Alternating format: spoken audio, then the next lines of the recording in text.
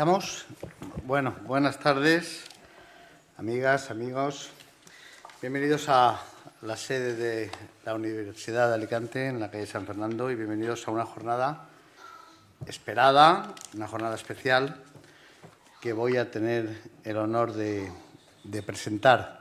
Sí me quiero disculpar porque dentro de unos minutos he de abandonar la sala por motivos laborales relacionados con el casero de esta casa, que sabemos que es el Banco Sabadell. Ha habido noticias de última hora que me requieren en el periódico y me lo acaban de notificar ahora, pero evidentemente sí que quiero presentar, quiero hablar y quiero presentar a nuestros invitados de hoy, porque en realidad son los verdaderos protagonistas. Hace unas semanas, durante una reunión de la portada en Información, en mi periódico, para los no iniciados, os cuento que esa reunión reúne al staff del periódico para decidir qué contenidos destacados del día deben ocupar un lugar preferente tanto en la edición digital como en la edición impresa.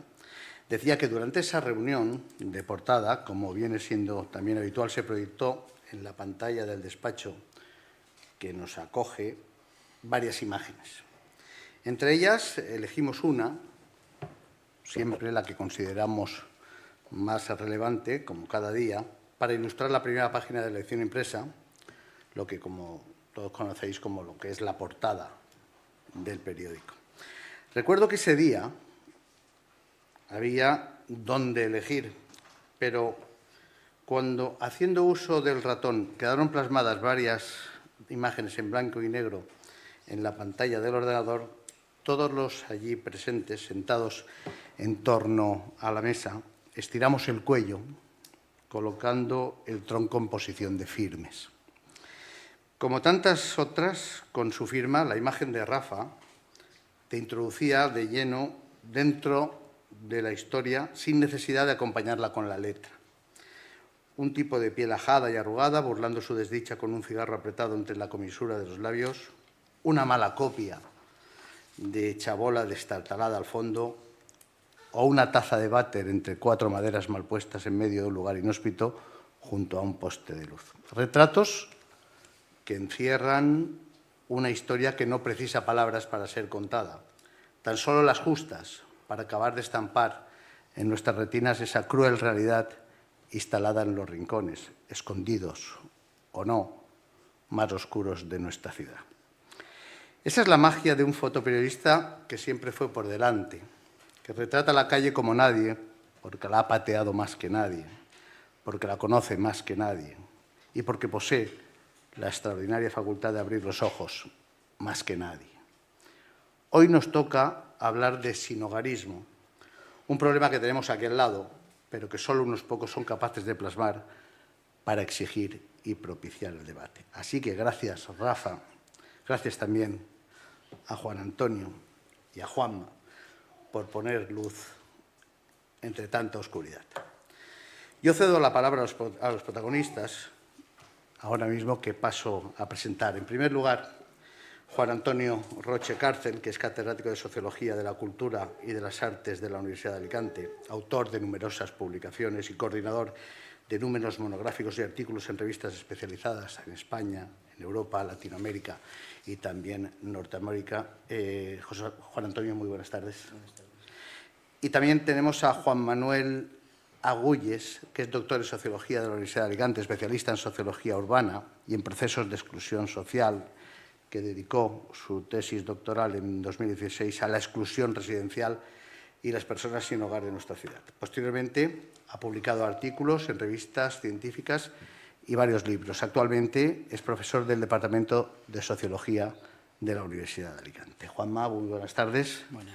Y, como no, a mi compañero y amigo Rafa Arjones. Rafa, muy buenas tardes. Buenas tardes. Y pues comenzamos la exposición, que le doy paso a Juanma para contextualizar la historia que hemos venido a contar. Así que, Juanma Agulles, cuando quieras. Sí.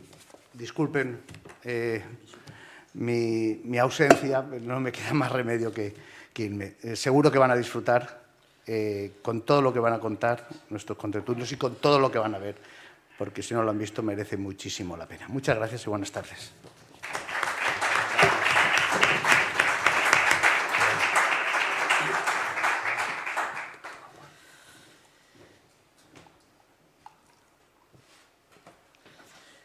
Bueno, pues me toca a mí iniciar.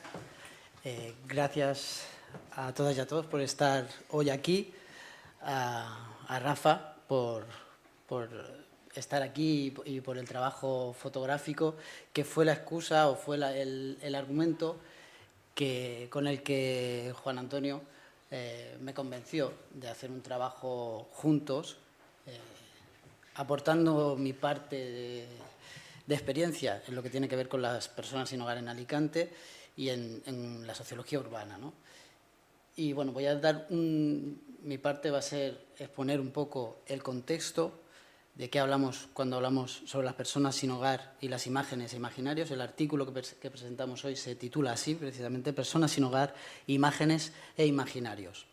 Yo voy a hablar más de la parte de los imaginarios sociales que hay detrás de las personas sin hogar, cómo se las atiende, cómo se califica, ¿no? Porque muchas veces las categorías lo que hacen es calificar, ¿no? Bourdieu decía que a veces no trabajamos con categorías, sino con categoremas, y un categorema es algo que acusa, ¿no? Pues en los imaginarios está todo eso, ¿no?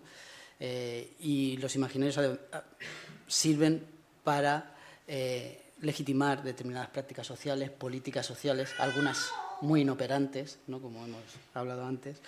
Bueno, pues voy a hablar de esa primera parte, de los imaginarios, para que después Juan Antonio y Rafa hablen de las imágenes. Bueno, yo quería comenzar haciendo una definición.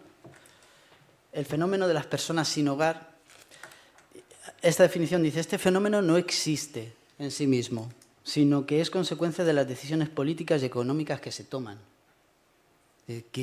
¿Cómo se puede empezar una charla sobre sinhogarismo, sobre personas sin hogar, diciendo que el fenómeno no existe en sí mismo? ¿De quién es esta cita? ¿De algún radical exaltado? Pues no, en realidad la cita es del Comité Económico y Social Europeo en un dictamen de 2010 donde decía precisamente esto, ¿no? Que el fenómeno no existe en sí mismo y que, habida cuenta del actual periodo de crisis que atraviesa la Unión, la consideración de una redistribución de la riqueza debe formar parte desde ahora del crecimiento integrador. Lo que estaba diciendo aquí, lo que se está diciendo aquí a partir de 2010 y fue algo que rompió ciertos consensos o trasladó un poco los imaginarios sociales, era que detrás de esas historias, de esas imágenes que vemos de personas en la calle o durmiendo al raso, en realidad había un proceso de más largo alcance y era un proceso de exclusión residencial, un proceso de segregación urbana que estaba detrás de todo esto, ¿no? Y que era importante tener en cuenta fundamentalmente las causas estructurales que llevan al sinhogarismo o a eso que conocemos como sinhogarismo, personas sin hogar. Esto, una de las cosas que se introduce en el artículo es precisamente cómo han ido cambiando las terminologías o las distintas formas de llamar a las personas sin hogar. Es una de las primeras cosas. Y aquí yo siempre tengo esta línea temporal que utilizo para contextualizar. Y por lo menos en España, esto en otros países es distinto, pero por lo menos en España en los años 70 y 80 funcionaba mucho la idea de marginados y transeúntes, ¿no? La idea del albergue para transeúntes. Los transeúntes era un término, ¿no?, que venía de las políticas franquistas, del auxilio social, pero que se mantuvo a lo largo de los años 70 y 80, ¿no? Con los primeros servicios sociales aún se mantenía la idea del albergue para transeúntes, que aquí estaba en la estación de autobuses, en lo que hoy es la Plaza Séneca, ¿no? Ese tipo de albergue con un hangar, ¿no?, donde metes un montón de literas. Bueno, eso era una forma de conceptualizar el sinhogarismo, transeúntes, ¿no? Fijaros ¿no?, el término transeúnte, alguien que pasa, ¿no? Después, en los años 90, se empezó a hablar del paradigma de la exclusión social o de las personas sin hogar o sin hogarismo como un lugar, el último lugar de la exclusión social, donde convergían un montón de exclusiones económicas, sociales, políticas, familiares. Y ahí se puso en marcha en 2002, por ejemplo, a finales de los años 90 ya estaba el plan. En 2002 el Centro de Acogida e Inserción de Alicante, que tenía esa idea de hacer un trabajo de inserción sociolaboral previa a la consecución de la vivienda, como una forma de preparación o de socialización de esas personas para que pudiesen acceder a lo que se llama vivienda normalizada. Finalmente, a partir de 2010, coincidiendo con esto del Comité Económico y Social Europeo, hay un cambio en toda Europa porque se empieza a plantear la idea de que la vivienda fundamentalmente se puede convertir en un factor de exclusión, el acceso a la vivienda, y que trabajar con las personas sin hogar, trabajando desde el empleo o desde otras cosas, está muy bien, pero que faltaba un factor fundamental, que era como la carta robada de Pou, ¿no? Que se pone en el sitio más visible para que nadie la vea. Lo fundamental de las personas sin hogar es el acceso a la vivienda, ¿no? Y eso en muchos planes estaba desdibujado. Se empieza a hablar de una tipología europea de personas sin hogar, ¿no? Que se conoce como ETOS en sus siglas en inglés, y se empieza a hablar de programas Housing First o vivienda primero, que consisten en dar primero la vivienda y después trabajar con la persona, ¿no? Bueno, en 2020, a partir de la pandemia, yo creo que surge, se ve que hay dos imaginarios, que ahora hablaré de ellos, dos imaginarios que están en pugna dentro de la sociedad para conceptualizar el problema. ¿Por qué son importantes los imaginarios? ¿Cómo conceptualizamos una realidad social? Porque eso da lugar a una toma de medidas u otras. Toma de medidas en tanto a acción social como toma de medidas de lo que se mide, ¿no? Justo ayer se publicaba, la OCDE publicaba los últimos datos de sinhogarismo en España, ¿no? Tomando datos del INE y de algunas encuestas que hace el propio OCDE. 28.552 personas sin hogar, supuestamente, en España. Representa el 0,06% de la población. Un problema que estadísticamente puede tener una relevancia, ¿no? Que parece poca, pero sin embargo tiene una visibilidad, porque es una visibilidad pública, es la transparencia máxima de lo social, cuando la vida privada debe tener lugar en el ámbito público, ¿no?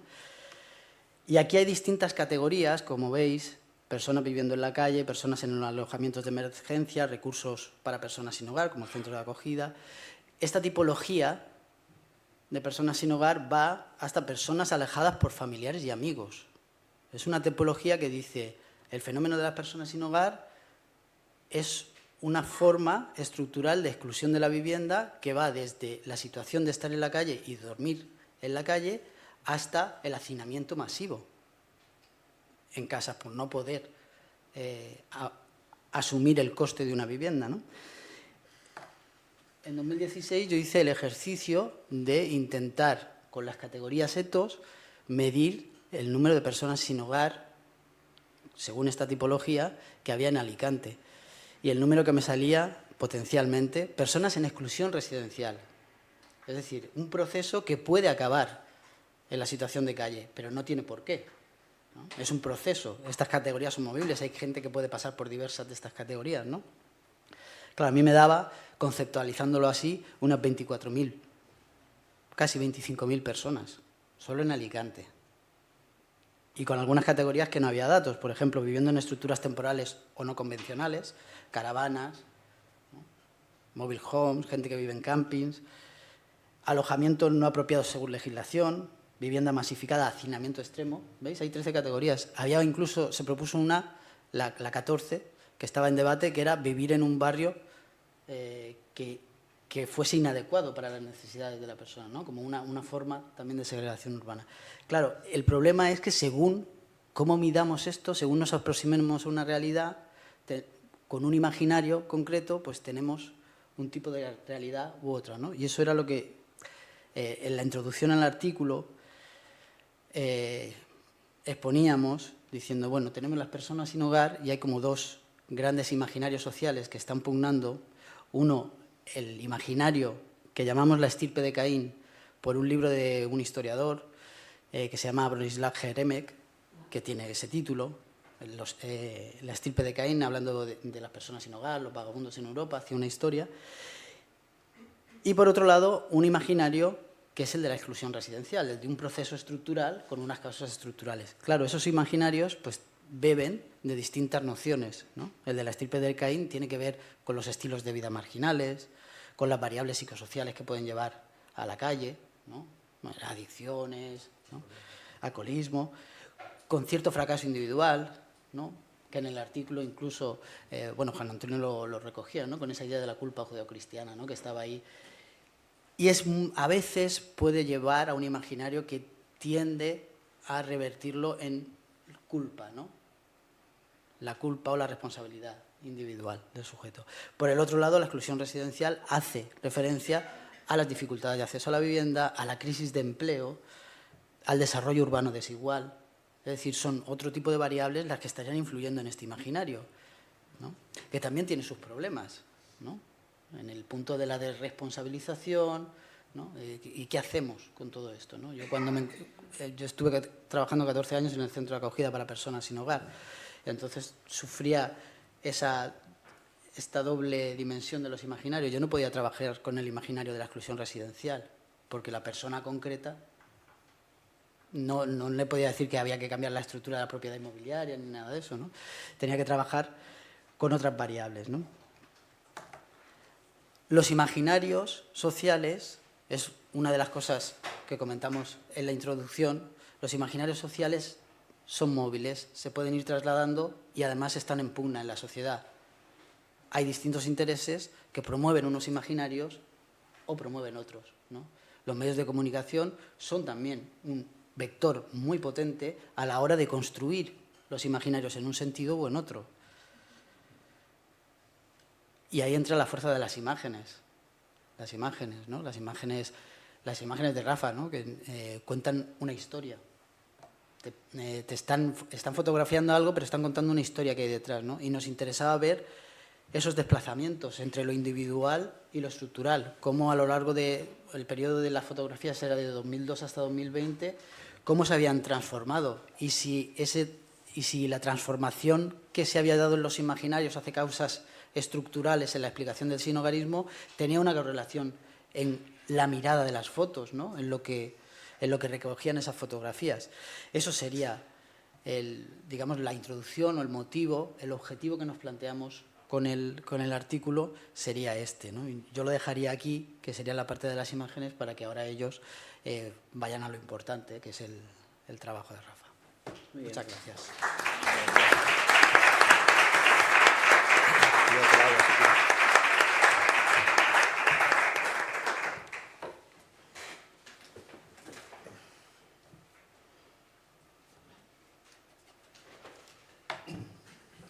Bueno, pues muy buenas tardes. Muchísimas gracias por vuestra asistencia.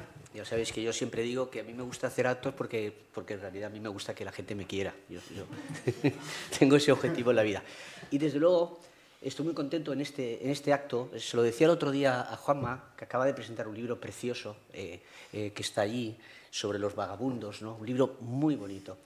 Una idea que él me transmitió y que me parece muy importante. Él en su trabajo y en su investigación lo que ha intentado siempre es comprender a estas personas, no a juzgarlas. A veces ha intentado ayudarles en lo personal, en lo micro, eso lo ha hecho muy bien, muy bien. En lo macro, en lo estructural, en lo institucional es una cuestión muy, muy compleja, pero ha intentado comprenderlos. Y sinceramente yo también es lo que he intentado al analizar las fotografías de Rafa Arjones.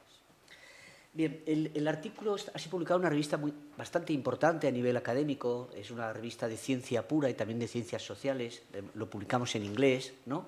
Ya saben que a los profesores ahora nos piden que publiquemos en inglés y a nivel lo más alto posible nos lleva de cabeza. Este artículo ha pasado por 6 evaluaciones y nos ha mareado tanto a Juanma como a mí, pero al final aquí está y estoy muy contento, sinceramente, por Juanma y estoy muy contento por Rafa Arjones. Lo que les voy a presentar... Ah, sí. Gracias. Mi mujer siempre está pendiente. Ustedes no lo saben, pero llevamos 40 años juntos. Lo que les voy a contar es el índice de lo que les voy a plantear muy rápidamente, sintéticamente, unos 15-20 minutos como máximo. Primero les voy a hablar de Rafa Arjones. En segundo lugar, las partes en las que he dividido la parte del análisis que aparece en la revista, a continuación de lo que ha explicado muy bien Juanma Agullés. La primera parte tiene el título general del fenómeno del sinhogarismo, de la mendicidad y nuevas formas de sinhogarismo, que se han ampliado y se han diversificado, como vamos a ver. En segundo lugar, vamos a ver las imágenes de Rafa Arjones dedicadas a las personas sin techo en su relación con el mercado inmobiliario y con la vivienda precaria. y finalmente imágenes, ya verán ustedes que muy interesantes, que se insertan en las personas sin hogar en esta vida de consumo conspicuo que llevamos entre todos y de qué manera estas vidas de consumo lo que terminan es consumiendo la vida de las propias personas sin hogar, sino también de todos nosotros. Las conclusiones, para mí una conclusión muy interesante del trabajo de Rafa, ya verán sistemáticamente por qué. Las fotografías de Rafa Arjones yo creo que constituyen una huella de la realidad que humaniza a las personas sin hogar, que lucha contra los estereotipos, contra ese imaginario social negativo, digamos. Aquí tenemos al bueno de Rafa Arjones. Es una foto que no corresponde a este artículo porque ya he publicado 3 artículos de él en distintas revistas internacionales. En el periodo del COVID, él solo en la calle, o prácticamente solo, hay una persona en bicicleta detrás, él solo, con su cámara, sus ojos y la cámara como intermediaria en la realidad, incluso en la realidad vaciada de esta situación. Otro día hablaremos de ella, ¿no? Lleva en la profesión desde 1987, pertenece a una familia de profesionales de Galicia, todos recordamos a su padre, a su bien querido por todos nosotros su padre. Se instala en Alicante, donde trabaja en el diario Información. Ustedes saben que es el periódico más leído de la provincia, uno de los más destacados de la prensa nacional, pertenece al grupo Prensa Ibérica, que es el holding periodístico en esos momentos prácticamente más importante. Tiene estudios de licenciatura en periodismo por la Universidad Miguel Hernández y, entre otros premios, ha obtenido el premio Fotopress de la Caixa y en estos momentos es el jefe de fotografía del diario Información. Vamos a las primeras imágenes, las que están agrupadas en la categoría de sin hogar, mendicidad y nuevo sinhogarismo. Y la hemos dividido en 2 fundamentales subcapítulos: mendicidad, trabajo y nuevo sinhogarismo. ¿Cómo se relacionan la mendicidad, la falta de trabajo en los nuevos sinhogarismos? Esta foto expresa muy bien este señor que está pidiendo en mitad de la calle la confusión de la mendicidad con la falta de vivienda, ¿no? Es una idea muy emitida por lo popular, digamos, ¿no? Por la mentalidad popular, ¿no? Un aspecto muy interesante es que cuando hablamos de personas sin hogar también hablamos de mujeres. Se han feminizado las personas sin hogar, sobre todo en los últimos años, ¿no? En esta imagen esta persona está sentada cómodamente en una mesa con una digamos ahí, un lugar precario, donde ella duerme lejos de la ciudad. También se han incorporado los trabajadores migrantes. Y también las personas que podríamos ser cualquiera de nosotros, que somos españoles, que estamos en paro, que no cobran ninguna duda, y en este caso una persona que tiene 2 hijas y que pide trabajo o acepta comida. Está delante de un supermercado, a distancia de ese supermercado, como si el mundo del consumo del supermercado y de la gente que trabaja en el supermercado y su universo en desempleo fueran diagonalmente o diametralmente distintos. Pero fíjense que en esta imagen él es un cuerpo humano, pero un cuerpo que es un anuncio móvil. Es un cuerpo anuncio. Una idea que luego retomaremos. Fíjense que en la portada del supermercado dice: los domingos les regalamos el pan por compras superiores a 10 euros. Me parece una ironía, ¿no? Porque nos regalan el pan solo si puedes permitirte consumir, solo si tienes 10 euros para comprar algo. Pero si no tienes 10 euros, no te regalan el pan. El segundo subcapítulo le hemos llamado aislamiento y vínculos comunitarios. Es la primera idea casi como muy bien sabe Juanma, de pensar que las personas sin hogar son individuos culpables de su situación, marginados, con patologías, con enfermedades de todo tipo, ¿no? Mentales, fisiológicas, etcétera, etcétera, ¿no? Pero, sin embargo, en los últimos años, y Rafa Arjones lo ha visto muy bien, ellos tienen relaciones sociales. Y a veces familiares, ¿no? A veces hay niños, como vamos a ver, ¿no? Y aquí vemos la conversación de todos ellos. Bueno, verán ustedes que hay una persona que el rostro está desfigurado. Hemos tenido mucho cuidado, yo le he preguntado a Rafa Arjones y él me ha dicho: puedes sacar las caras de estas personas porque tenemos el permiso y él tiene relaciones con ellos. No sé si ha venido alguna de estas personas, me hubiera gustado mucho que hubiera venido. No, están algunas invitadas, pero Pero no, bueno. Pero digamos que en esta aquí hay conversaciones entre ellos, ¿no? Y aquí están en la calle tomando café, ¿no? La calle es su verdadero hogar, ¿no? Y hablan, están en una conversación varias personas, ¿no? Contando sus cosas, ¿no? Sus experiencias, ¿no? Y a veces no solo son vinculaciones familiares, sino también nuevas relaciones sociales. Se hacen amigos, también a veces enemigos, ¿no? Pero se hacen amigos, ¿no? Me gustaría mucho trabajar. Estas personas también son religiosas, seguramente, ¿no? Y les gusta leer, como muy bien sabe él, en las personas que ha conocido, ¿no? Esta fotografía me gusta muchísimo, es la imagen individual de una persona sin hogar, ¿no? Con un rostro de una persona joven pero envejecida, como ven ustedes en los ojos, ¿no? De todo lo que le ha pasado, ¿no? En aislamiento, en soledad y posiblemente con mucho frío. También un grupo de personas en esta fila hablando entre ellos, ¿no? La mayoría de ellos, relaciones sociales, ¿no? Expresión, por tanto, el sinhogarismo de un fenómeno colectivo. Tienen relaciones sociales. Son sociedad. Solo que, desgraciadamente, una parte de lo que somos nosotros y de lo que nosotros, al ser de esta manera, marginamos a un sector de esa población, ¿no? Pero fíjense que estas personas tienen un flujo constante de información y de comunicación, fundamentalmente sobre los diferentes recursos y lugares de refugio, una herramienta de supervivencia en la calle, fundamental para ellos, ¿no? Dónde ir, ojo con estas zonas, ojo que no te roben, si te quedas en el centro de acogida te pueden robar por la noche, ve con cuidado, ¿no? Todas estas informaciones. Esta imagen es la cruda realidad, ¿no? De este señor que lleva la cabeza cabizbaja, que va muy sucio, está muy delgado, ¿no? Va ausente, está ensimismado, va caminando por la avenida Maisonneuve, el centro comercial de la ciudad.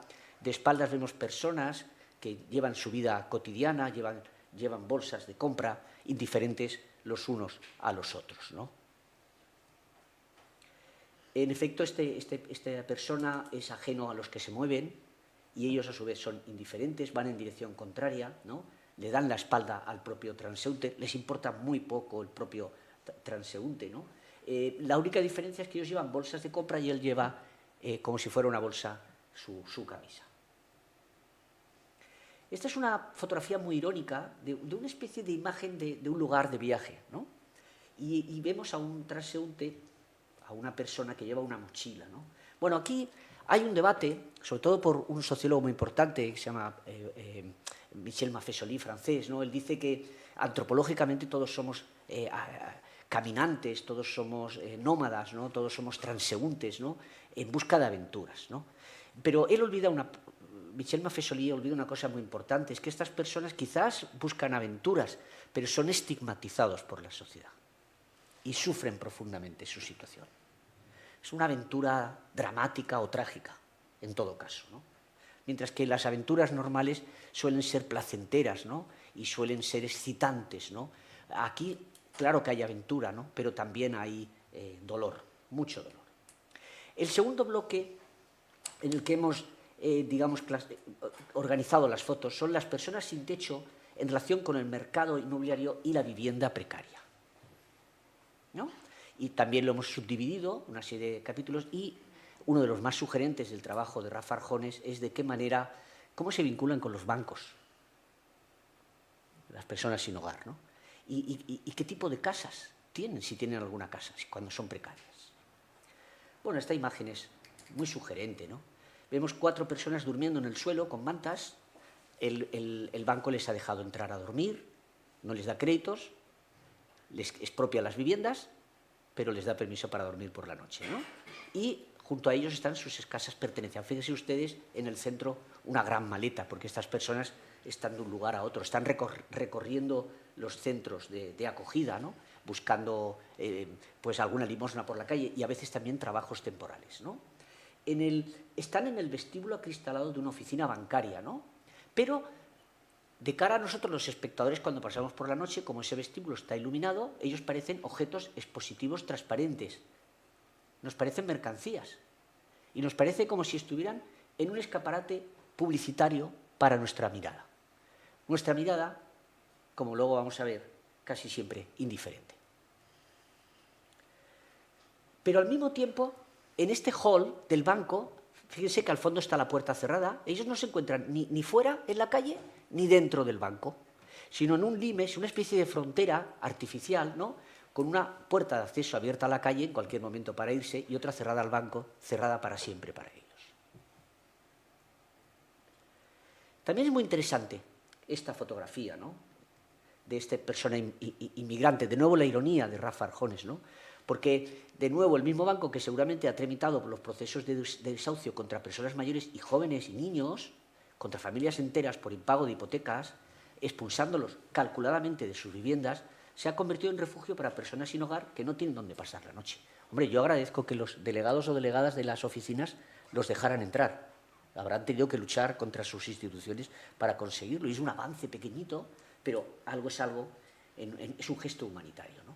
Pero si se fijan ustedes, la vida en la calle de los inmigrantes se encuentra entre la indiferencia y la pérdida de privacidad. Si se fijan ustedes aquí, vemos en la parte de la derecha, vemos el reflejo de una persona que indiferente pasea por la calle. ¿A quién le importan las personas que están en la calle?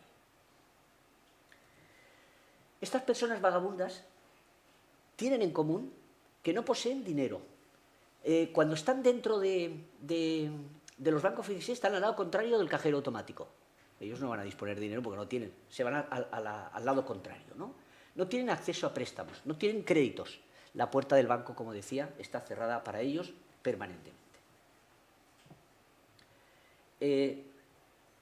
En cuanto al segundo subtema, el de la vivienda precaria, aquí tenemos en un barrio a las afueras del centro de la ciudad estas especie de tiendas de campañas como la que hemos visto al principio con una mujer, ¿no? Son formando campamentos en las afueras de la ciudad, en lugares poco transitados, es decir, en parques, en zonas urbanas montañosas, en los alrededores de los dos castillos y también fuera de la ciudad, al lado de las vías del ferrocarril, ¿no? A veces en estructuras de edificios sin terminar por la crisis del 2008 y a veces también en espacios abiertos cerca del centro de acogida para personas sin hogar, ¿no? Son lugares precarios, invisibles durante el día y poblados al anochecer. Fíjense en esta imagen donde este señor se ha colocado ahí una barrera, ¿no?, como si fuera el límite de su propiedad, ¿no? Una vivienda precaria. Pero a nosotros nos da la sensación de que este señor que busca ser propietario no sabemos si realmente está ahí encerrado, en una prisión, ¿no? Y además, fíjense, a la izquierda, la sombra del fotógrafo, ¿no? El fotógrafo siempre está a medio, su discurso, lo que quiere contarnos, siempre está a mitad de camino entre la realidad y la representación de esa realidad. No estamos viendo la realidad, estamos viendo la representación de una realidad dolorosa. Lo que pasa es que es una realidad tan oculta a los ojos de los ciudadanos que cualquier medio de representación que se acerque a ellos con empatía, como es este caso, pues desvela la cruda realidad. Fíjese en el interior de este tipo de vivienda, ¿no?, protegida, ¿no?, con sus pocas pertenencias. Pero, ¿qué ocurriría si llueve? ¿Qué ocurriría en esta vivienda si hay viento? Con la humedad de la ciudad de Alicante. Y si van juntos el viento, el frío y la humedad, atraviesan este espacio y su dueño, entre comillas, quedará seguramente calado hasta los huesos. Esta imagen es muy interesante. Es un niño que está jugando.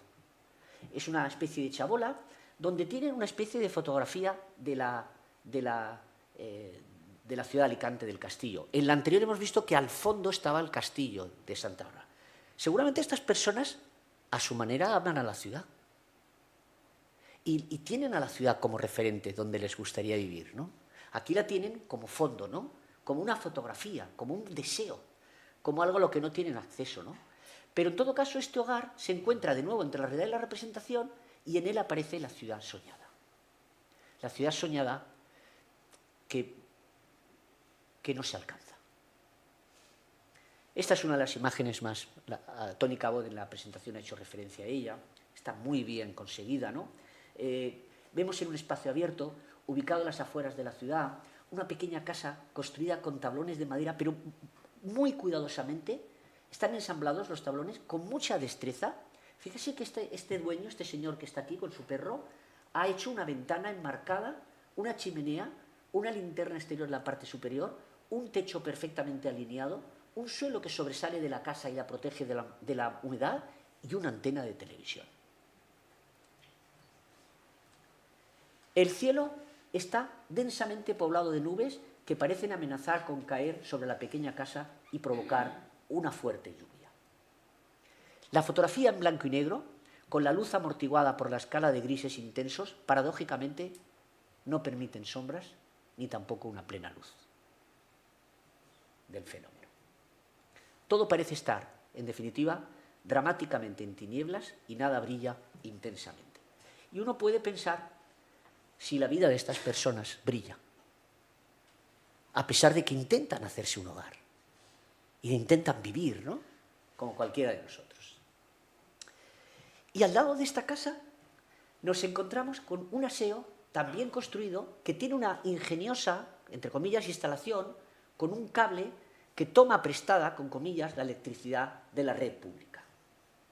Delante de la puerta abierta hay un tapete para limpiarse los pies y mantener el inodoro limpio de suciedad o de barro.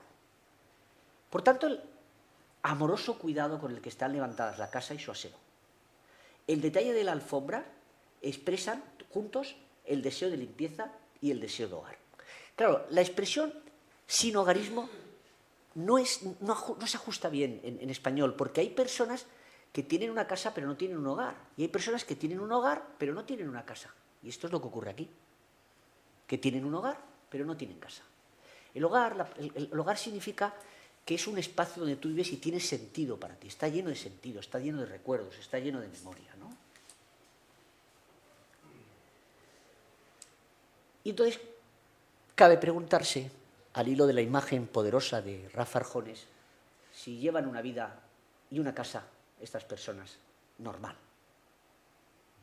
O si nosotros, los que estamos viendo estas fotografías y que estamos cómodamente instalados en nuestras casas, llevamos una vida normal. Y yo últimamente estoy pensando, ¿quién es normal en nuestra sociedad? Si más del 50% de las mujeres toman ansiolítico, un 48% de hombres, mayores de 45 en paro, un porcentaje de jóvenes que se suicidan, y empiezan a tomar datos y dicen, ¿y aquí quién es normal? Como te han dicho a ti, y como me han dicho a mí, estas personas, nosotros pensamos que están locos, pero ellos piensan que los locos somos nosotros. Pero ese es otro tema. Aquí tenemos un hombre de mediana edad, y estamos terminando, dentro de un coche con la puerta delantera abierta. Está sentado en el asiento del conductor mientras se ponen los pantalones, ¿no? Va muy bien vestido, con ropa y zapatos limpios. La puerta abierta muestra bolsas con algunas pertenencias, lo que hace suponer que ha dormido en el vehículo, que hace su vida diaria en él. A lo mejor se ducha en un centro deportivo, ¿no? o en el centro de acogida, ¿no? Va a trabajar, tiene trabajo, pero no tiene vivienda, ¿no? Es un alojamiento el del coche de frontera, situado entre la exclusión y la falta de vivienda. No sabemos lo que le ha pasado, ¿no? Pero lo que sabemos es que su coche es un coche-casa. Y en un segundo piso de un edificio en construcción, parado por la crisis, se encuentra la casa, entre comillas, de una persona sin hogar. Unos muros cortina parecen limitar el lugar, que no tiene ni puertas ni ventanas, aunque sí techo. Está cómodamente sentado en una butaca rodeado de sus objetos, ¿no? Pero en esta casa inacabada, si nos fijamos bien lo que rodea al lugar donde él está de pie, está rodeado de una gran cantidad de botellas, de envases, de vidrios vacíos y sin usar, de objetos rotos. Vive, pues, rodeado de basura, como si fuera un objeto desechable más, un desperdicio de la sociedad de consumo. Y además no tiene ni intimidad ni privacidad. Y el tercer bloque y último, lo que llamamos la vida de consumo y las vidas consumidas, ¿no? Tenemos, en primer lugar, estas personas sin hogar, cómo se vinculan con el consumismo, o cómo la sociedad de consumo analiza, visualiza este fenómeno de las personas sin hogar. Bueno, esta imagen es sorprendente, ¿no? No te sientas culpable, ¿no? Es un anuncio publicitario, pero esta persona sentada ahí, que lleva la foto de su ser querido, recoge unas monedas, ¿no? Por favor, se le ve por, no sé qué, ¿no? Como ya sabemos, en general la sociedad decimos, están ahí por su culpa, porque lo han hecho bien, ¿no? Son víctimas y nosotros los culpabilizamos, ¿no? Le damos la doble culpa, ¿no? Pero en esta imagen se contrasta muy bien las rebajas en el interior, que pueden venderte bastante barato un sofá para sentarte, y la persona que está sentada en la calle, sin posibilidad de sentarse en ese sofá. Una consumidora, legítimamente, porque lo hacemos todos, camina indiferente y sin ningún sentimiento de culpa, tiene una sonrisa, ¿no?, aparente frente al cuerpo de un hombre que duerme en la calle, ¿no? Ella va en posición vertical, andando, él está en posición estática, en posición horizontal. ¿Saben ustedes que hace un par de años o tres, unos pocos años, en París, un señor como nosotros se cayó a la calle? La gente pensaba que era un homeless y no lo atendieron y ahí se murió. Y la idea es de Juanma, ¿no? Esto delata la promiscuidad del sistema económico y de gran parte de la sociedad que fusiona pobreza y consumo, ¿no? Es decir, como si fueran dos cosas distintas, ¿no?, pero en realidad constituyen las dos caras de una misma moneda. Somos ricos y al mismo tiempo somos pobres. Y somos pobres porque no sabemos ver la pobreza. Y otro apartado es las personas sin hogar, el último, y lo que llamamos los cuerpos de desecho, siguiendo fundamentalmente a Zygmunt Bauman, al gran sociólogo Zygmunt Bauman, ¿no? Bueno, aquí es una persona que está muy contenta, seguramente se ha bebido algo, ¿no?, aunque tiene botellas de agua y de leche, ¿no? Está contento, está bailando, ¿no?, está feliz, ¿no?, baila junto a sus pertenencias, a sus cosas, ¿no?, de tal manera que su cuerpo y las cosas parecen formando parte de la misma realidad. Sus brazos se extienden tanto como pueden hasta donde alcanzan las cosas que son de su propiedad, no más, ¿no? No va más allá, su baile, ¿no? Aquí tenemos una persona sin hogar rodeada de múltiples utensilios y objetos de hogar que no utiliza. Bueno, los vende posiblemente para algo, ¿no?, como son cacharros, ¿no?, cuerpos de desechos. Para mucha gente esto significa un problema de salud pública, ¿no? Esta imagen es terrible, ¿no? Vemos, después en Campamor, después del mercadillo, un conjunto de personas, una familia, cajas de plátanos, frutas, kiwis de Nueva Zelanda, ¿no?, que forman un abigarrado e híbrido montón de cosas y de cuerpos humanos, también los niños, ¿no? El niño no es más alto que el montón de basura. El montón de basura es más alto que el propio niño. Están fusionados, en definitiva, de tal manera que parecen acabar siendo la misma cosa, cosas abandonadas en la calle. Y esto nos hace pensar, ¿no?, que nuestras sociedades de sobreabundancia al mismo tiempo son sociedades de desperdicio, y de entre las sociedades de desperdicio, las de alimentos. Y la última imagen que queríamos analizar, de Rafa Arjones, son estas personas sin hogar que están al lado del cubo de la basura recogiendo basura, ¿no?, como si fueran cuerpos basura. En conclusión, desde nuestra perspectiva, de Juan Magullés y mía, las fotografías de Rafa Arjones constituyen una huella de la realidad que humaniza a las personas sin hogar. No las juzga, las humaniza. Intenta comprenderlas empáticamente. Dos ideas, en conclusión, de lo que nuestra perspectiva Rafa Arjones nos ha enseñado. Lo primero es que el trabajo de Rafa Arjones converge con el de otros fotoperiodistas de todo el mundo. Fíjense que en paralelo hemos analizado 450 informaciones de distintas partes del mundo. Hombre, yo lo he hecho también para los otros artículos de Rafa Arjones, ¿no? Y están en contacto, él está al día de lo que se está haciendo, ¿no? Y sus fotografías, yo no veo que tengan peor calidad que cualquier fotoperiodista de cualquier gran periódico del mundo. Entre 2002 y 2020, eso sí, sus fotografías han evolucionado hacia un discurso más crítico y explícito. Por ejemplo, en la convivencia de personas sin hogar con la publicidad de los bancos en cuyos locales duermen, ya que la crisis económica iniciada en 2008 hizo cada vez más evidente el sinhogarismo en las calles de la ciudad de Alicante. De hecho, a lo largo de este periodo, las fotografías han reflejado estos cambios sociales, ¿no?, incorporando imágenes nuevas, las de las mujeres, las de los migrantes, las de las personas que no tienen trabajo, las de las personas que están en coche, ¿no?, y más explícitamente críticas al enfoque convencional de la falta de vivienda. No tienes vivienda, es tu culpa. En segundo lugar, Rafa Arjones, empáticamente, de manera juiciosa y frente a los prejuicios, muestra críticamente las contradicciones entre una sociedad de la abundancia y una de la escasez.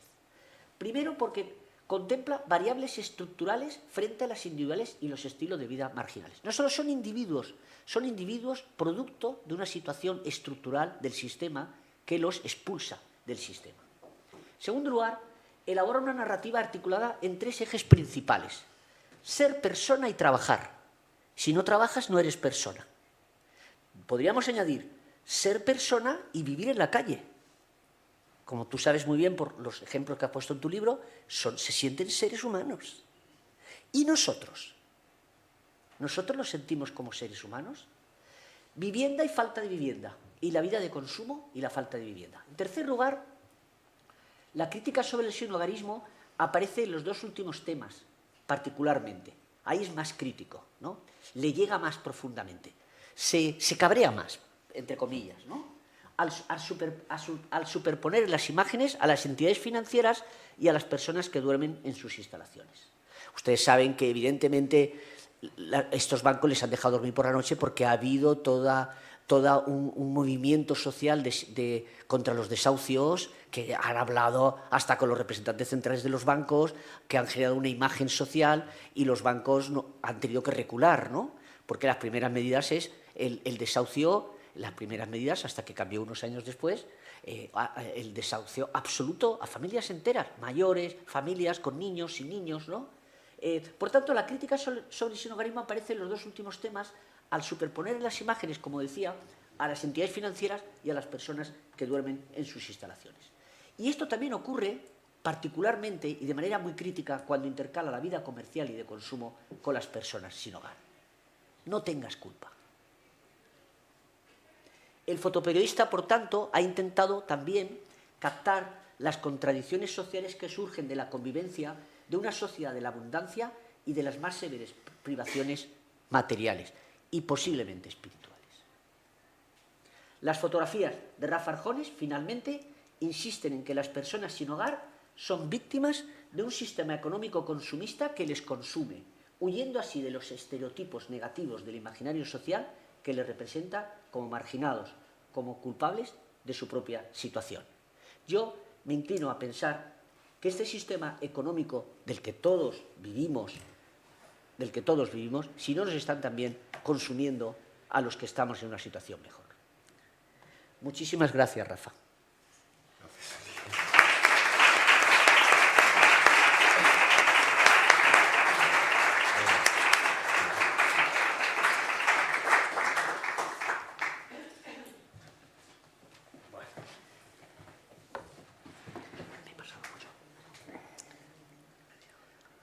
No, está muy bien, ¿eh? No te has pasado nada. Ha estado fenomenal. Estaba preguntando el amigo Roche. Sí, yo creo que, vamos, a mí me ha encantado y me parece que a mí me gusta mucho tu trabajo. Ajustas perfectamente a muchas cosas y descubro cosas en mis fotografías que no había percibido, ¿no? O sea, que eso está muy bien también. Eso es fantástico porque me ayuda, la verdad, a seguir y a fotografiar de otra forma. Creo que lo que comentas es muy fiel, ¿no? a mi intención, ¿vale? No soy un fotógrafo, digamos, que busque mucho la estética, ¿no? Busco más la denuncia, ¿vale? Siempre que puedo, por supuesto, utilizar la estética junto con la denuncia, sería la parte completa, ¿no? de una fotografía de impacto, ¿no? como es el caso de la fotografía del aseo en el medio del campo, ¿no? O sea, creo que tiene la fuerza suficiente como para que le haga una fotografía bella y a su vez con una denuncia súper interesante y además es discreta, ¿no? que al final, a pesar de todo ese trabajo donde se ve gente, pues intento que las imágenes sean lo más discretas posibles. Entonces, bueno, yo voy a cambiar un poquito el sentido, ¿no? Digamos, el guión, ¿no? que tenían establecido aquí los profesores y llevar un poco más al terreno personal. Personal me refiero a la parte más, la vivencia más de calle, ¿no? Más a pie de calle, que creo que es muy interesante para que vean ustedes de dónde venimos y hasta dónde hemos llegado, ¿no? Y es muy triste ver cómo la situación no ha cambiado desde hace 30 años hasta ahora, ¿no? Porque llevo 30 años fotografiando todo tipo de injusticias y con mucha atención sobre todo el tema del sinhogarismo. Bueno, pues para empezar, ahora empiezo con lo que me había preparado para contarles, ¿vale? Lo voy a enfocar, como decía al principio, un poco más a la parte audiovisual, ¿no? Que es una parte que ahora, fotografías tengo muchísimas, Roche y Juanma las han estudiado, las han analizado, y podría estar aquí, bueno, pues, un día entero mostrando el trabajo. Pero he querido llevarlo a la parte audiovisual porque creo que de esta forma se van a hacer ustedes una idea de cómo está realmente la calle ahora mismo, ¿no? Que es lo que me interesa, ¿no? O sea, que trasladar lo que pasa en la calle, ¿no? A través del periódico se puede hacer, pero bueno, al final estos espacios están muy limitados, estos temas. Entonces, bueno, son pequeños vídeos que creo que son muy interesantes porque es un recorrido más o menos actual por toda la ciudad, ¿no? Y ahora verán ustedes y creo que les va a sorprender. Entonces, para empezar, por supuesto que dar las gracias a los profesores Roche y Argullés por este análisis sociológico visual que analiza las imágenes como realidad social. Esta simbiosis necesaria entre el fotoperiodismo y el estudio sociológico, que no hace otra cosa que poner en relieve, en este caso, las carencias sociales, las lacras y defectos de la sociedad, ¿vale? Creo que es muy importante destacarlo. Por supuesto, a Toni, que le tenía dedicado unas palabras, que es mi amigo y mi director, ¿vale? Con el que he compartido muchas situaciones personales y profesionales. Y bueno, y ahora, gracias a su buena labor que ejerce actualmente como director, demuestra a diario que el periodismo sigue siendo su prioridad, y en la línea editorial del diario Información, que sigue siendo la voz de la calle, ¿no? Siempre y cuando pues, tenga cabida, ¿no? Este tipo de reportajes, que creo que sí que lo tiene, ¿no? No como tanto me gustaría a mí, pero sí, no se duda a la hora de publicar ciertos artículos relacionados con el sinhogarismo, ¿vale? La línea editorial de Diario de Información sigue siendo la voz de la calle con lo que acontece en ella, esa voz crítica tan necesaria para la libertad de las personas, a pesar de los difíciles momentos que vive el periodismo y su supervivencia. Gracias a Toni por apostar por esa crítica y, en este caso, de las personas que lo tienen más complicado, más difícil, por tener menos recursos. Hoy es el día de la libertad de prensa, ¿vale? Eso me gustaría recordarlo. Y me gustaría poner en valor la función del fotoperiodista, creo que es muy importante. En estos tiempos de inteligencia artificial será con toda probabilidad el único oficio del gremio que será casi imposible de ser sustituido, ¿vale? Por ninguna herramienta de la inteligencia artificial. Por eso creo que es importante poner en valor lo que es el trabajo del fotoperiodista, ¿no? Que somos esas personitas que vamos por ahí con una cámara, en muchos casos y tal, peleones. Creo que al final somos los que estamos en la calle actualmente y los que vemos la realidad y la mostramos, ¿vale? La sociología visual, que es importantísimo, atiende principalmente a dos cuestiones: el análisis de la imagen en sus distintas formas, por un lado, y la utilización de la imagen como forma de recoger información al respecto de la realidad social, por otro. Ambas dimensiones confluyen en el objetivo último de su disciplina, que es la producción de conocimiento social a través de la imagen, en definitiva, el fotoperiodismo, ¿vale? Creo que nuestro trabajo va muy unido y creo que es fantástico, ¿no? que hagamos estas cosas, y gracias otra vez por analizar y seguir mostrando todos esos trabajos que hacéis, que son maravillosos. Llegar al lugar del suceso a tiempo no solo requiere desplazarse al lugar con inmediatez, además de tratar con los inconvenientes que supone llegar y realizar el trabajo con mejor técnica fotográfica y aportar la visión que mejor represente la realidad. Esto es el fotoperiodismo, ¿vale? Durante la pandemia nos convertimos en los ojos de una sociedad que no se separaba del televisor, necesitaba ser informada. Salimos a la calle a diario para contar todo lo que ocurría, o por lo menos lo que nos dejaron, con unas trabas informativas incomprensibles en estos tiempos. Esto pasó y tuvimos serios problemas para poder contar lo que pasaba en la calle. Centrándonos en el tema que nos ocupa y alejándome del minucioso y brillante análisis de los profesores, seré breve e iré al grano, ¿vale?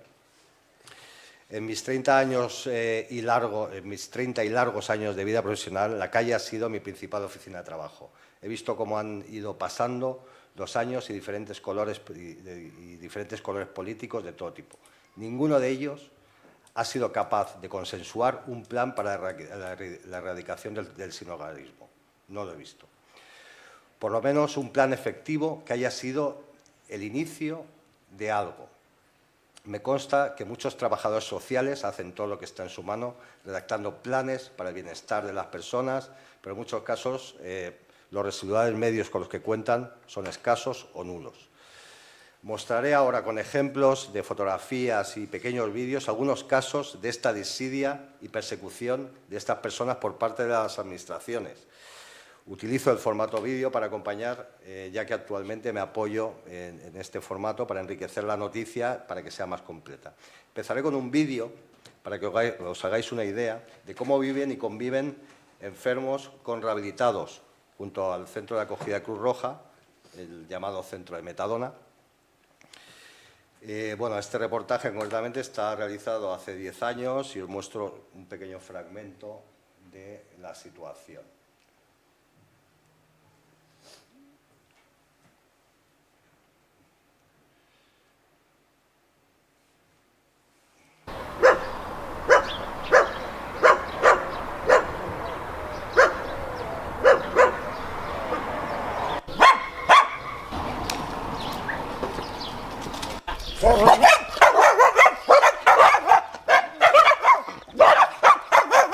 Aquí por meterme en el mundo de la droga y de ahí a la mierda todo. Yo estaba muy bien antes. ¿Tienes trabajo? No. Todo, casa, todo. De los vicios, mira, ¡pam! Caes. Ahora ya no, ¿ves? Ahora estoy reformado como se suicida. Entonces, ¡Ru!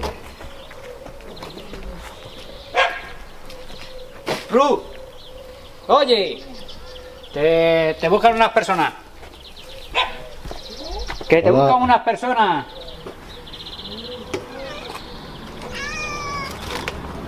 Es un minuto nada más.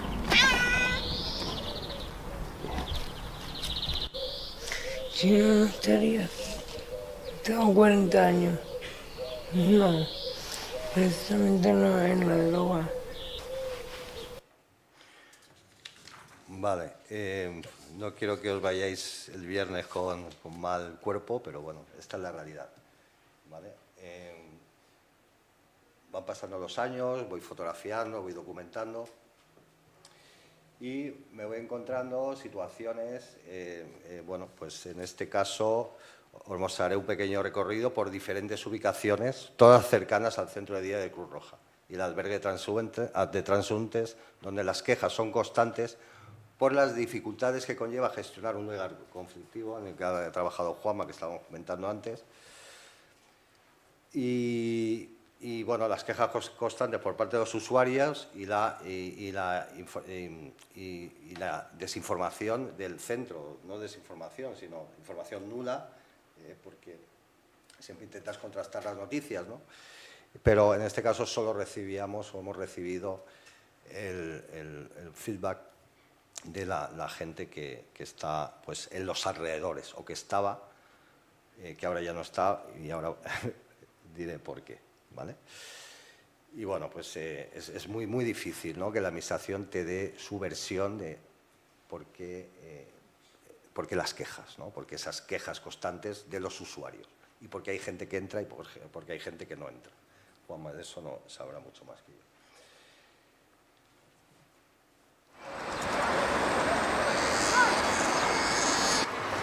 No, aquí pasan y pasan por allá abajo. Y si pasan, Bueno, yo pongo ahí las bolsas y cuando vienen los basureros, digo, oye, por favor, mira que no puedo bajar. Que nos dé un hogar, que hay sitio, tiene muchos pisos el ayuntamiento cerrado.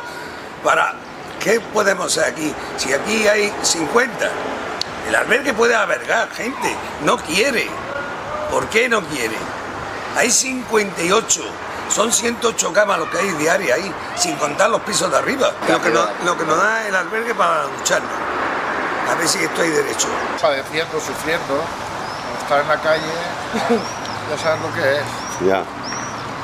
Pero bueno, vamos campeando el temporal. Se me acabó el dinero y me tuve que venir a la calle. Como quieren las cosas.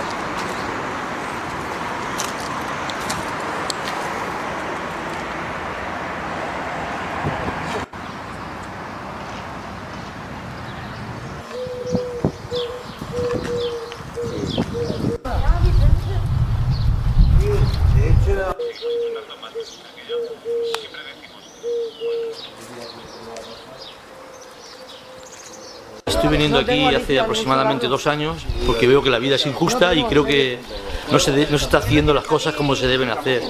Porque lo que no se puede es hacer, por ejemplo, de dar al que tiene y al que no tiene no se le está ayudando. Porque hay verdaderamente mucha gente en la calle la que necesita ayuda y no se le está ayudando. Tienen que mojarse un poquito, no voy a decir la palabra porque mi boca, mi educación no me lo permite, pero si ellos tuviesen que ponerse en el lugar de ellos, tendrían que ver lo mal que se está viviendo cuando lo están desplazando de un lado a otro, cuando no tienen techo, simplemente un cartón cuando se moja y ese techo le cae encima de su cuerpo, con gripe, resfriados, muertes que están habiendo aquí, muertes, varias personas, en este año han muerto 3 personas a causa de la calle. A la gente que está en la calle. Yo no vivo en la calle, ¿sabes? Pues de aquí no me tiran. Por aquí viene siempre. ¿Qué te parece? A mí me parece bien, hombre. Si viven por aquí, solo vence uno y no dice nada de nada. Hemos solicitado al ayuntamiento, en una solicitud conjunta entregada al ayuntamiento, un lugar con las necesidades cubiertas básicas, duchas, aseos, instalaciones de todo lo que necesitamos para una vida digna aunque estemos en la calle. ¿Qué puedo decirte? Que yo me fui, rehice mi vida, tengo mujer e hijos, hoy hace 4 años que he perdido a mi hija, fui padre de trillizos, ¿sabes? Muchos acontecimientos muy duros. Muy mal, porque cuando te da un apretón tienes que ir corriendo o tienes miedo que alguien pase. A mí estando una noche me vino un hombre y me golpeó, pues quería abusar de mí. Lavándome la ropa para intentar sobrevivir como una persona dignamente. Porque la colaboración es mínima, por no decir escasa. Porque este que estamos aquí para ir a la Cruz Roja, ducharnos y desayunar. Que nos lave la ropa, etcétera, etcétera. Os pilla cerca de Cruz Roja y os viene bien. Claro. El viernes me pagan el carnet de identidad porque cerré la cuenta para poder cobrar. Llevo 2 meses en la calle y sin cobrar. Bueno, este es un pequeño recorrido porque al final, en muchos casos te encuentras a las mismas personas siempre deambulando por los mismos lugares, ¿no? Los tiran de un sitio, van a otro y así van de un lado a otro. Gente que desaparece pues, por circunstancias o porque han fallecido o porque, por diferentes circunstancias, ¿no? Entonces, luego hay este caso que es muy interesante, es el caso del Rico Pérez.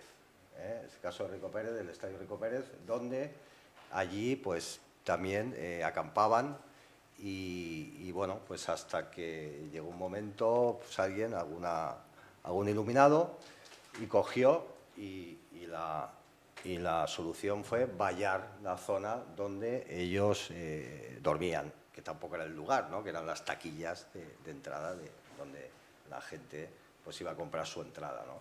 Entonces, cada vez que había un partido, pues cogían, los tiraban.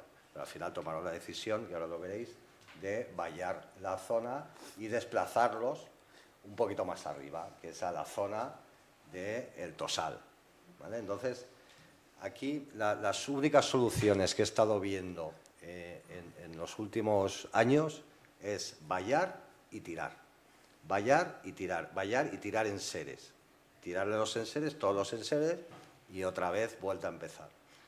Volver a coger sus colchones y sus cosas y sus cartones y volver a construirse su pequeña casa. Y esto lleva pasando, pues, desde que yo empecé a trabajar, pues 30 años. Han pasado gobiernos de todo tipo. O sea, nadie me puede acusar a mí de ser de un color o de otro. O sea, ningún partido político, nadie ha sido capaz de hacer un plan serio en este tema. Nadie. Nadie me puede decir lo contrario, porque no es así. A ver, el tema del desalojo, como decía, del Rico Pérez, ¿vale? De aquí he visto de todo. O sea, los tiraban, volvían a llegar, los volvían a tirar. Madres que con hijos enganchadísimos a la droga, ir allí a buscar a su hijo que lo habían tirado, bueno, ahora lo veréis, como un perro, desplazarlo 100 metros más para arriba, volver otra vez al sitio. Bueno, algo alucinante, inhumano. Se supone que hay gente trabajando sobre esto, que no sé es quién. Alguien habrá trabajado, pero hasta el momento yo no sé. Porque no he visto soluciones, simplemente he visto tirarlos de un sitio a otro y vallar los lugares. El caso Rico Pérez.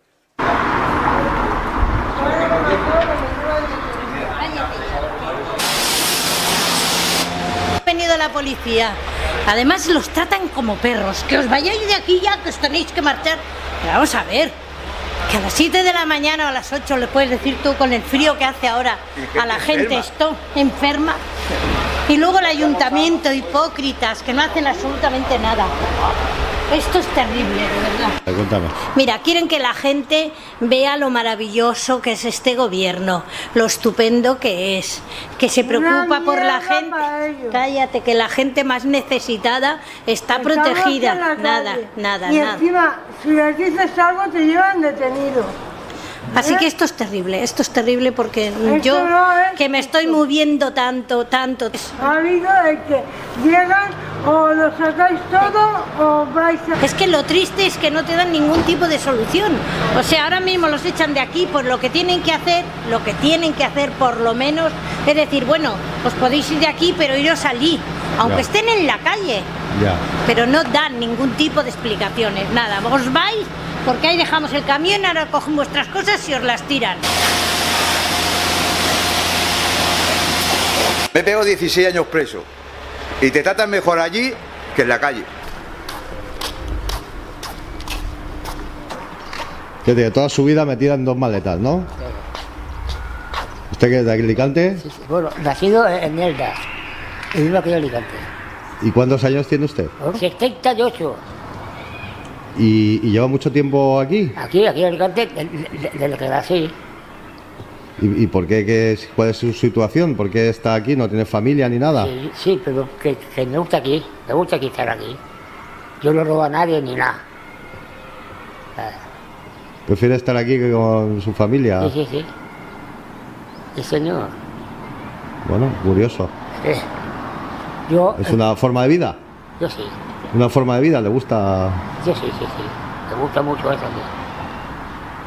Yo robar a nadie, ni a nadie. Lo único la Cruz Roja nada más, lo demás nadie. Parece que el fútbol puede más que la vida de una persona, ¿no? Ya lo creo que son cabrones, hombre. Son cabrones, pero cabrones son.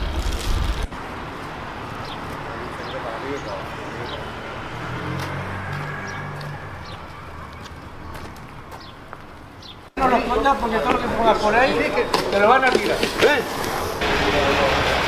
Y yo mis cosas las tengo aquí, pero no se ve porque es como eso de reducido, ¿no? Muy pequeñito. Entonces a mí no se ve. Pero ha llegado una y me ha metido la comida de alimentos. Me ha hecho una cosa muy bien. Fíjate, no va ni de pela la corcha. Esto me va a venir como un saco, mira, para toda la ropa podrida.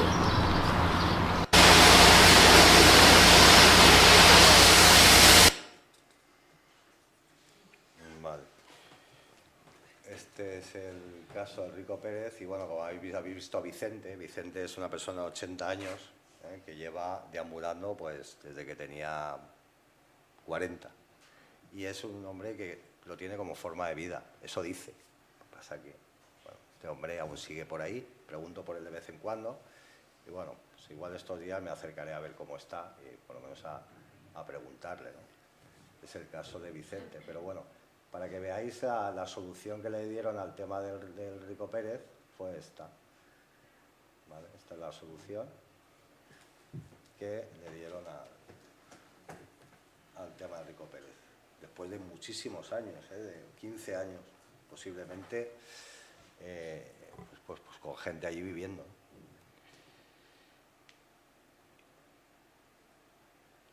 Esto fue el día que las pusieron, pusieron las vallas y si te descuidas dejan a alguno dentro. Vamos, o sea, fácil. ¿Vale? Entonces, bueno, este es el caso de Rico Pérez. Ahora tenemos el caso de Vicente, acabo enseguida, quedan 2 vídeos más, pequeñitos.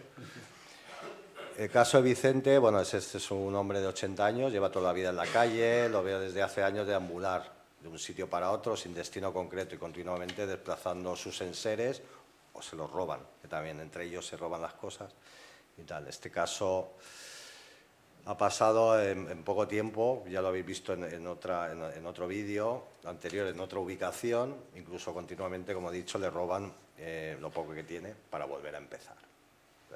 Le roban las cosas entre ellos y tal, y vuelta a empezar, y así. ¿Vale? El caso de Vicente. ¿Vale? Ahora en otra ubicación, un poquito más arriba. Me ha robado y ya fui a comisaría, allí, para lo han tirado nosotros. Lo han tirado, pues mira, a todo el mundo lo han tirado allí, porque son cabrones la policía. Todo han tirado, todo. Voy a hacer 80 años, para el año que viene. Por la calle por unos 40 años. 40.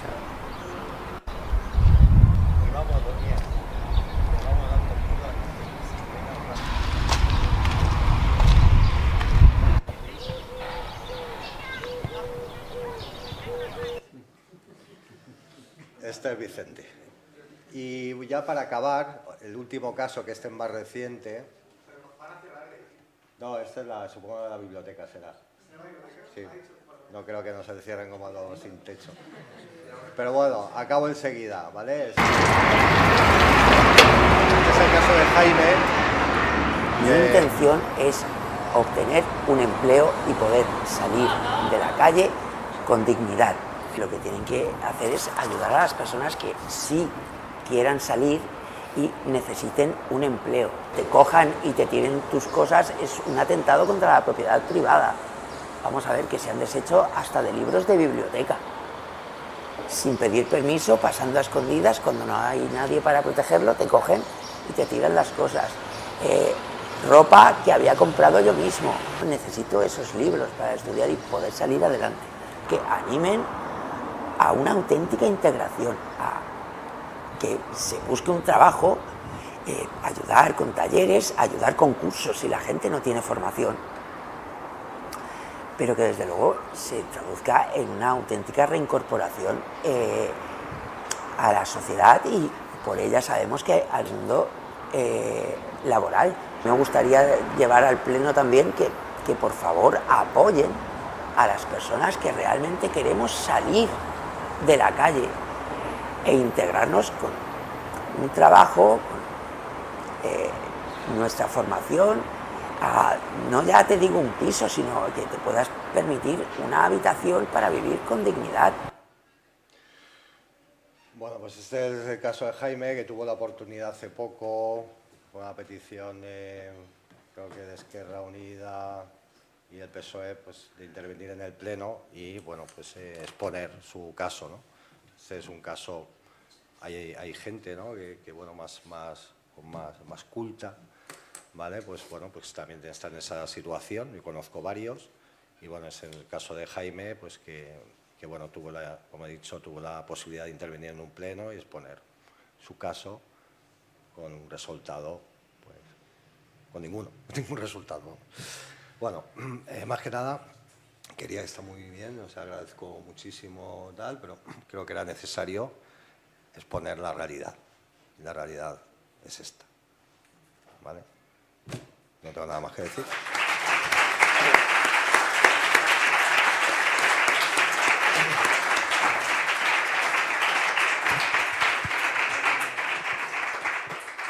Bueno, pues ahora vamos a abrir un turno de preguntas. Para quien quiera realizar alguna pregunta a la mesa, tendremos, yo creo que hemos dicho, pues unos 15 minutos, ¿no? Por la hora que es ya.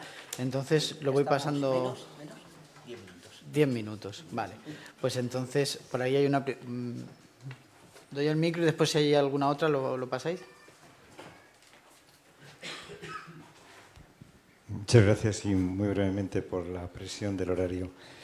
Agradecer a cada uno de los que han intervenido, sobre todo al primero por su altruismo y generosidad después de tantos años de vivir en una causa, en un centro de acogidas, al fotógrafo por la sensibilidad de su ojo, que además de su visión artística, el tener la sensibilidad de elegir qué es lo que quieres fotografiar, no un coche, el último modelo de híbrido, sino mostrarnos esta fotografía testimonial, refleja no solo tu visión artística, sino la sensibilidad de tu ojo, ¿no?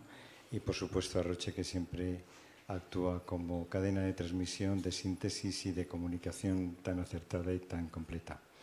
Yo solo quiero hacer una brevísima intervención porque creo que el concepto de personas sin hogar es un concepto maravillosamente bien expresado, pero que no puede reducirse a la identificación del sin hogar, sino residencia. Todos tenemos hijos o conocidos que no tienen dinero para comprarse una vivienda, pero tampoco lo tienen para alquilarla, porque no tienen una nómina con la que poder pagar o asegurar la primera fianza. Estas personas, nuestros hijos, son personas sin residencia, pero no pueden decirse que sean sin hogar. El problema del sin hogar es un problema lamentablemente mucho más complejo, mucho más profundo. Aun cuando en España, como indica el Banco de España, se construyeran 600.000 viviendas de protección oficial, por llamarlos de alguna forma, son 600.000 viviendas para personas que tienen capacidad no solo de mínimamente adquirirlos y de mantenerlas. Aun cuando en España se construyeran no 600.000, sino 1 millón de viviendas de protección social, el problema de los sin hogares no desaparecería.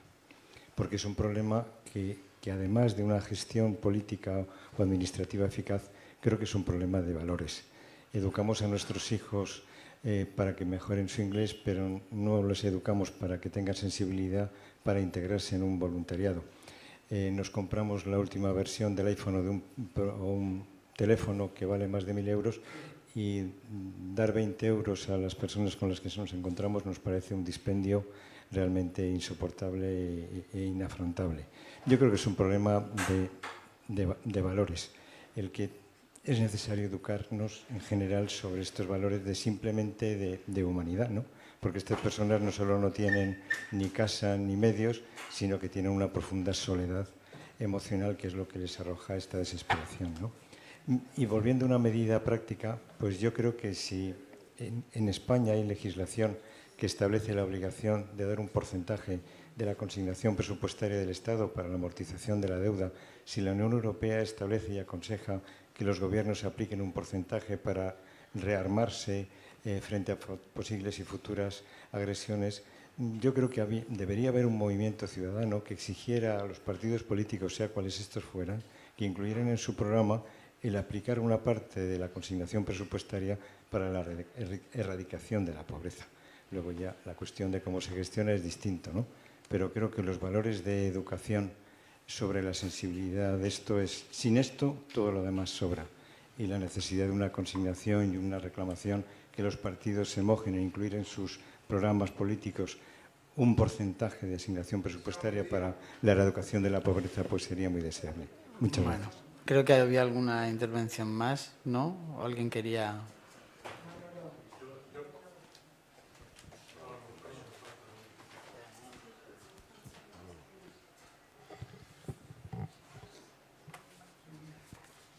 Yo lo que veo es que ha quedado en el ambiente, en el tono, sobre todo en esta última parte, qué respuesta hay para toda esta gente.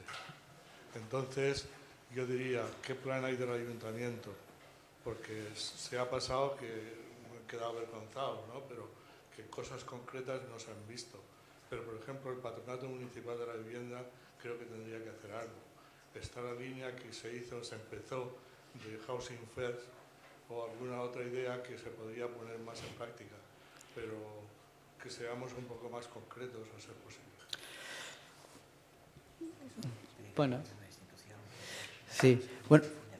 sí, pues aquí lo que hemos tratado es un poco de ver el artículo se basaba sobre todo en el análisis de las fotografías, pero claro, es verdad que puede quedar, ¿no?, esa sensación de que se está haciendo. En 2018 se puso en marcha un proyecto de Housing First, el primero. Yo hice mi tesis en 2016 y era contrastar los modelos en Europa de Housing First y por qué no se hacían aquí, ¿no? Y tú, como trabajaba en el centro de acogida, tuve relación con los técnicos y las técnicas del ayuntamiento y había una discusión sobre el modelo. Muchas veces la mayor reticencia estaba dentro de los profesionales y las profesionales. Yo he llegado a escuchar de una profesional de una conocida ONG decir, si le das una casa a la gente sin hacer nada, se apalancan. Cuando España es el país de Europa con más viviendas vacías, 3,4 millones de viviendas en el censo de 2011, y eso ha subido. Y fijaros lo que dice la OCDE de esas personas sin hogar, solo quedándonos con las categorías de las que están en la calle, no las otras, ¿no? 28.000. Parece que no es un problema de recursos y de medios, ¿no? Ni de presupuestos. El programa Housing First aquí puso en marcha 10 viviendas. 10. Y por un problema de financiación con el ayuntamiento se canceló justo al salir de la pandemia en 2021.